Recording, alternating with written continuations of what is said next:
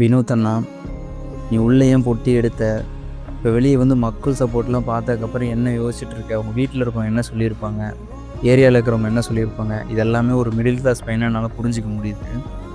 But எதுக்கும் கலங்காத. ஒரே ஒரு விஷயந்தான், இந்த கப்போ இந்த 50 லட்ச ரூபாவோ வேணா உன்கிட்ட உனக்கு கிடைக்காம இருக்கலாம். பட் உனக்கான மக்கள் என்றைக்குமே உங்களை விட்டு போக மாட்டாங்க.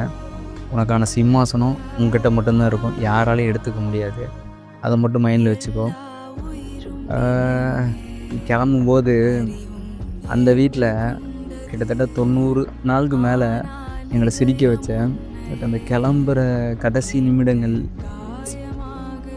அளவுச்சிட்டோம். பட் எனக்கு புரிஞ்சுக்க முடியுது, ஒரு மிடில் கிளாஸாக எவ்வளோ பெயின் இருந்திருக்கும் அந்த பணத்தை எடுக்கும்போது. ஒரே ஒரு விஷயம் மட்டும் நீ சொன்ன,